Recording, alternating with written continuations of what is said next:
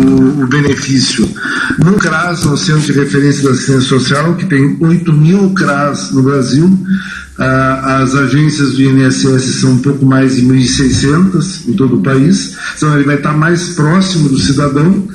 Ele poderá preencher a documentação lá, ser submetido à avaliação social e econômica e, através de uma interligação de sistema, esses dados serão jogados no INSS, que faz a gestão do sistema, e esse benefício poderá ser concedido sem que o idoso tenha que se deslocar até uma agência do INSS.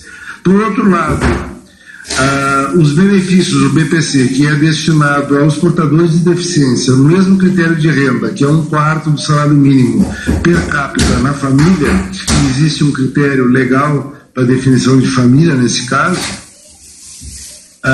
ele poderá também protocolar esse pedido. Nós já nos antecipamos isso, fazendo esse formato na microcefalia, e tivemos sucesso com essa medida, em que o início do pedido de concessão do BPC possa ocorrer no CRAS. São mais de 8.000 CRAS no Brasil e 1.600 agências do INSS, então estarão mais próximos. No CRAS será feita a avaliação social desse portador de deficiência e feitas as avaliações de barreira, como se chama, que são os graus de dependência, além da deficiência, a questão da dependência social. Então, esse processo, quando ele for instruído para o INSS, ele dependerá apenas da perícia médica. Então, a tramitação dos benefícios será mais ágil do que é hoje, porque hoje depende, por exemplo, de um agendamento prévio, da perícia, de toda a avaliação social.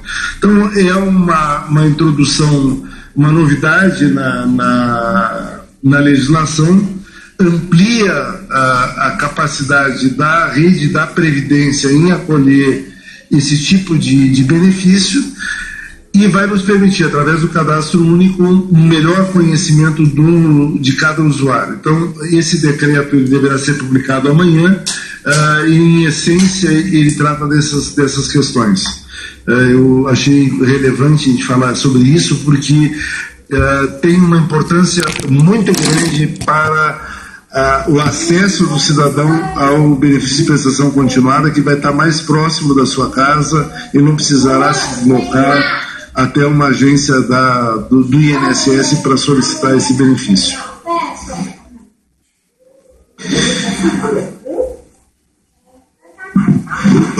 Nós estabelecemos um prazo, o decreto estabeleceu um prazo de 120 dias para que nós tomássemos algumas medidas administrativas e de informática que nos permitissem que, a partir do 121º dia, a concessão do benefício de prestação continuada somente será feita para aquele usuário que esteja com o cadastro único feito. Então, esse cadastro único será feito no CRAS, que é o Centro de Referência em Assistência Social. Nós vamos eleger alguns CRAS dentre os 8.000 para que possam providenciar essa documentação.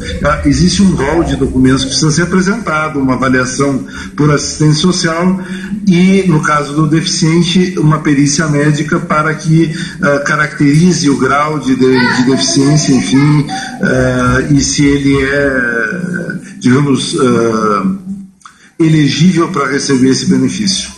Então, 120 dias, daqui a 120 dias, isso deverá estar em pleno funcionamento. Senhoras e senhores, em virtude do adiantado da hora e de compromissos que nós temos, nós vamos abrir mais uma pergunta. Nós temos uma outra coletiva agora, que vai acontecer na sequência. Eu peço que vocês continuem no local, os técnicos vão continuar à disposição de vocês para esclarecer eventuais dúvidas, mas nós temos que agilizar essa coletiva para dar sequência aos outros compromissos. Eu chamo então para a última pergunta, Lisandra Paraguaçu, da Reuters. Oi. Boa noite,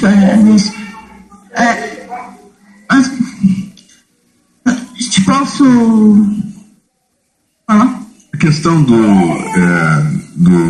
ex-presidente da Câmara, Eduardo Cunha, é uma questão de natureza política em relação ao parlamento, que não me cabe, como ministro do Desenvolvimento Social, aqui comentar em nome do governo. Cabe ao presidente ou o ministro da Casa Civil que deve se manifestar sobre isso. Oi, boa noite. Lisandra Paraguaçu, da agência Reuters. São 3 dúvidas que a gente tem aqui. Primeiro, tem uma parte que se fala a revogação da regra que permite o segurado que retorna a contribuir para o INSS possa cumprir a carência para a concessão de auxílio-doença em apenas 4 meses. A gente queria que isso fosse explicado. Segundo, o valor desse bônus que vai ser pago para os peritos, e eu queria emendar uma outra questão nisso, se não existe estrutura, né, para se fazer essa revisão, porque o simples pagamento de um bônus iria acelerar essas perícias.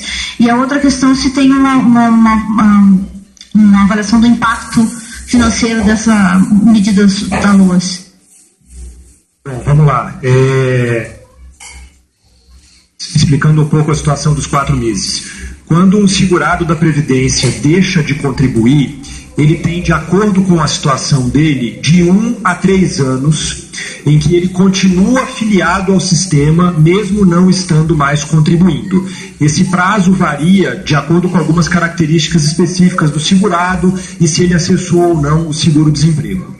O que estava acontecendo é que, em alguns casos, o segurado que já tinha ultrapassado esse prazo, eventualmente descobria que tinha alguma enfermidade que demandaria um tempo maior de tratamento, e havia uma regra na legislação que permitia que esse segurado, contribuindo por mais 4 meses, ou voltando a contribuir por mais 4 meses, pudesse vir a requerer o auxílio-doença, mesmo tendo ficado, às vezes, décadas afastado do INSS sem contribuições. Então, o dispositivo que está sendo revogado era o que permitia esta situação. Então, ele volta a ter que cumprir a carência normal para a situação do auxílio-doença, que é de 1 ano. Então, o segurado que sai do sistema, quando volta tendo que contribuir normalmente por 1 ano, para só a partir daí voltar a ter direito de receber o auxílio-doença, não podendo mais ter essa vantagem de contribuir só por 4 meses e se programar eventualmente para gerar um benefício de auxílio-doença numa situação em que ele, na verdade, não tinha mais filiação com o INSS, não tinha mais interesse em se filiar ao INSS, mas só o fez porque a regra permitia que com 4 contribuições ele pudesse ter o auxílio-doença concedido. O valor da gratificação de R$60 por perícia realizada, esse valor está abaixo do que é pago em situações semelhantes na iniciativa privada e pelo Poder Judiciário, quando faz perícias judiciais e contrata um assistente técnico do juízo. E por que é que foi necessário instituir essa gratificação? Porque, na verdade, os médicos peritos têm uma carga horária, eles têm um número máximo de agendamentos de perícia que essa carga horária admite ao longo do dia, e se chegou à conclusão que, com esse passivo de mais de 3 milhões de aposentadorias por invalidez a serem revistas e de mais de 840 mil auxílios-doença para serem revistos,